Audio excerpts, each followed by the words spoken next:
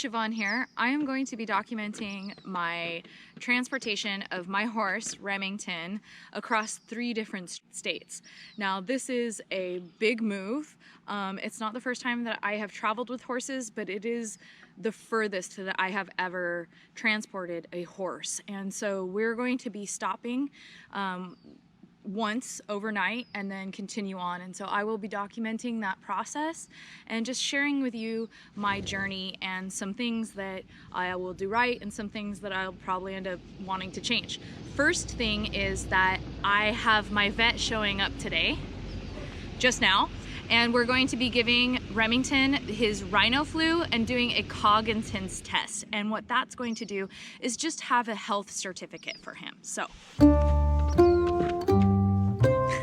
a Coggins test is more than just a piece of paper that lets your horse travel.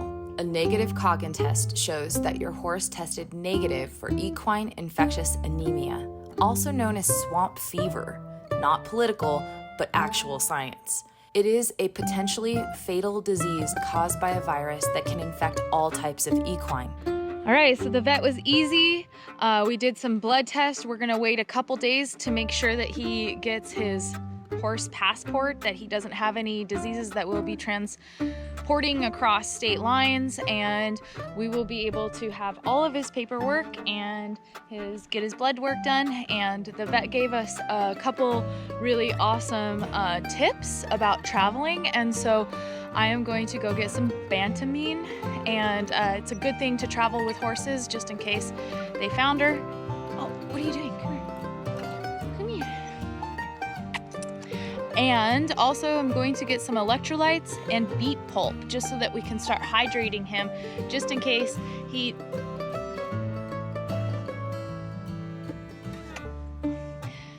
just to get that hydration up so that he can make the journey and be hydrated. I'm not really sure why he does these things to me, but he do. All right, so step 1, vet, check. Come on, big guy.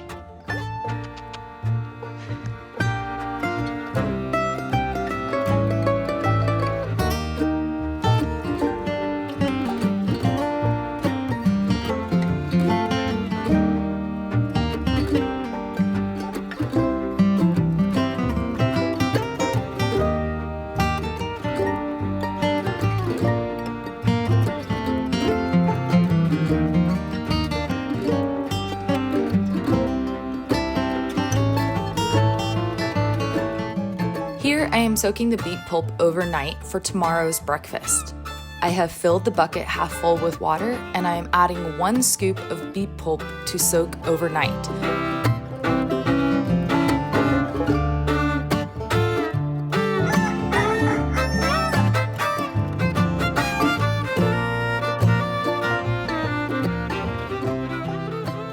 Good morning! It is the day of travel and Remy is caked in mud, so I am going to give him a bath before breakfast.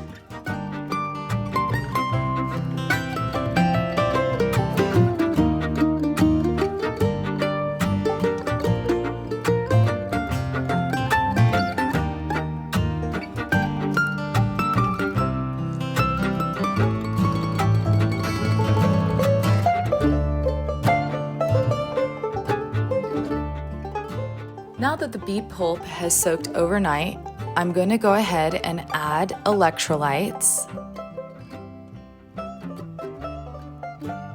We're doing all of this for hydration, so the beets and the electrolytes are going to keep him hydrated.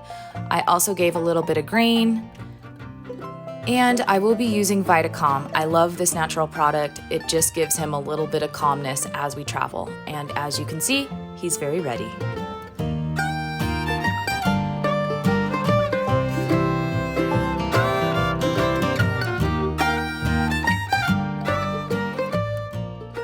While he is finishing his breakfast, I'm going to get the trailer started. I'm going to be lining the floor of the trailer with cedar chips because, without a doubt, he is going to use the restroom in here, and this will help soak it up.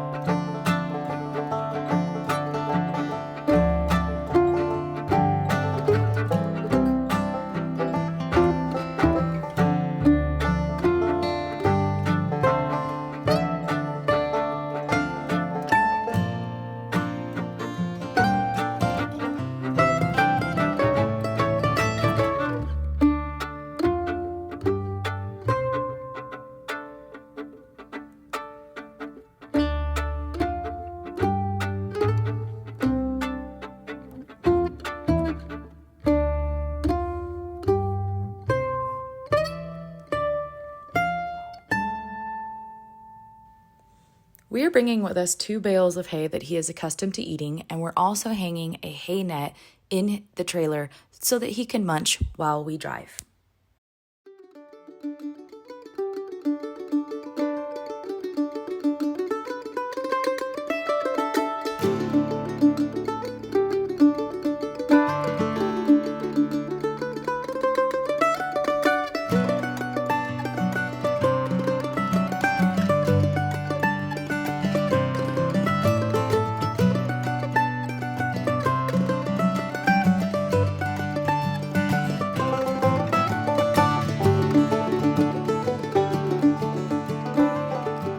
Remington's Coggins test came in negative, so he is safe to travel. Do not forget to put this paperwork in your glove compartment because it will be needed when you reach the port of entry to any state.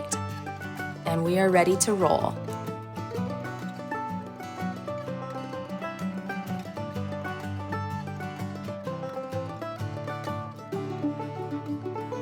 There are a few things that I like to check to taking off. I always double check the back and the side door and the hitch. Also, it is in good practice to always check the pressure of your tires.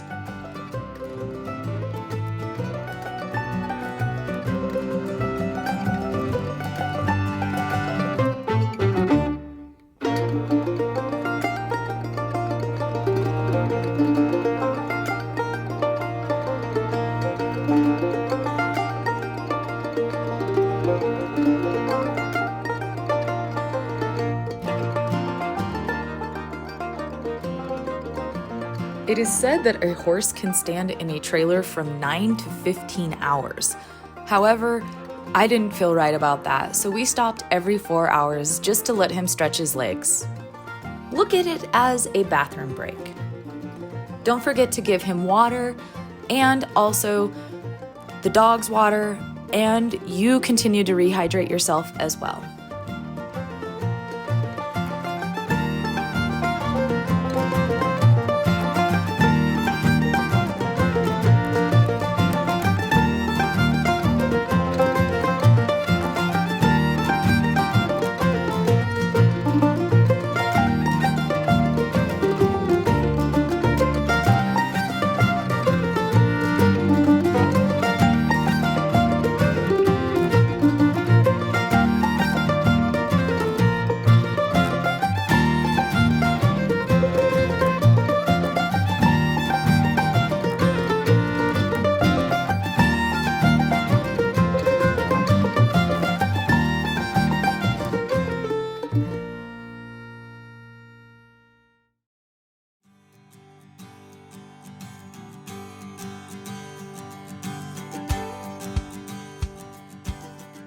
One of the neat things that I learned during this trip was that most county fairgrounds allow people to board their horse overnight. It was inexpensive and we were able to find a nice hotel nearby. The next morning, got to stretch his legs, he got to see a racetrack. I'm sure he had no idea what it was. But after that, we were back on the road after a restful night's sleep.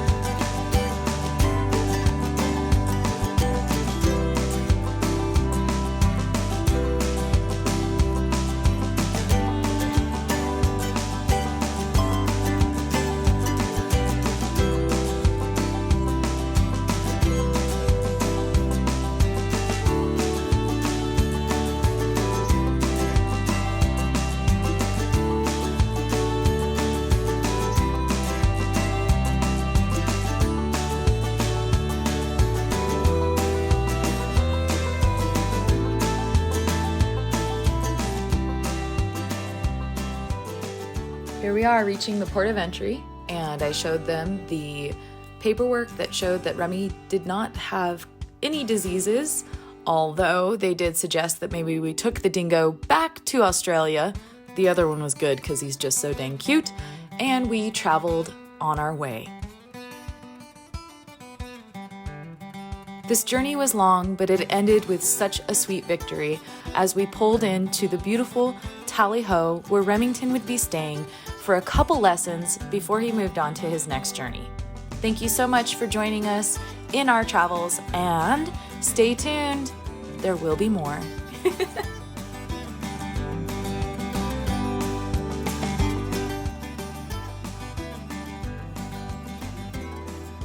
Hey everyone, thank you so much for joining us on our cross-country trailering video. One of the things that I said in the beginning of the video that I was going to point out some of the things that I would have done differently. Well, some of the things that I prepared myself with, though I didn't use, were boots and leg wraps. And so here are the boots. You can also use bell boots. These are polo wraps, and the reason why I didn't feel like I needed to put these on Remington was because when I took him out of the trailer, he wasn't rocking around while we were driving. I didn't hear him kicking. Most of the time that these are used is when trailering, is when a horse is accidentally going to step on themselves or something. Another reason why I really appreciate a slant load trailer.